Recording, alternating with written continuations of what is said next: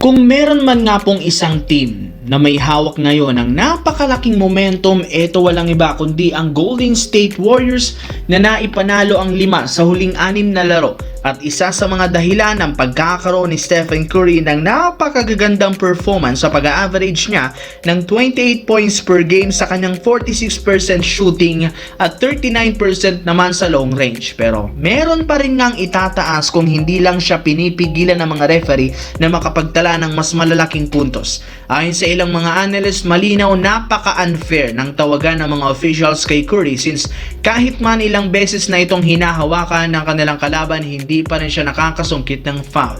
Hindi rin naman ito pinapayagan na magkaroon ng end one, hindi kagaya sa ibang mga superstar kagaya ni Shai Gilgeous-Alexander na napakadaling makasungkit ng foul sa OKC. Kaya ito ang pinaka-pinag-aalala ngayon ng mga fans ng Golden State Warriors kay Stephen Curry. Samantala, katulad at kasunod ng nakakahiyang pagkatalo ng Los Angeles Lakers ngayong regular season, trending sa social media ang posibleng pag-trade nila kay LeBron James. Hindi rin naman ito kinakayang buhatin pa ang team sa ngayon since napaka-inefficient ng kanyang performance. Bagamat kaya pa nitong magtala ng napakalalaking puntos, nasisira lamang nga ang kanilang offensive game plan simula nang bumalik siya. Kaya mas matalino nga daw kung i-trade na lamang ayon sa mga fans, pero ayon sa source sa organisasyon ng Lakers, walang plano si Rob Pelinka i-trade si LeBron James dahil kapag ginawa nila yan, siguradong mas malaki lalo ang mawawala sa kita at opensa ng prangkisa.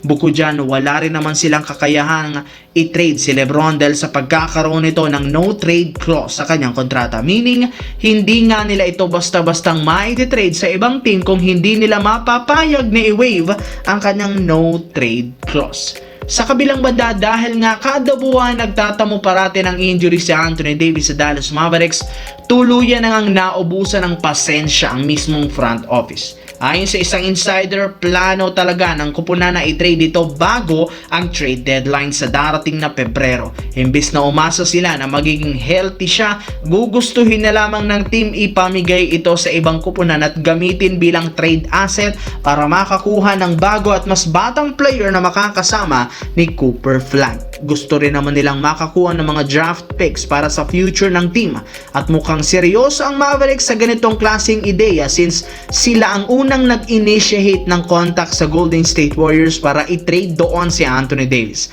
At kung sakaling mangyari ang ganitong klaseng trade, asahan na nga ninyong makita na naman natin si Anthony Davis sa bago nitong uniforme ngayong season. Syempre kapag nangyari yan, mas lalakas lalo ang Golden State Warriors sa pagkakaroon nila ng Big 3 ni Stephen Curry, Jimmy Butler at Anthony Davis.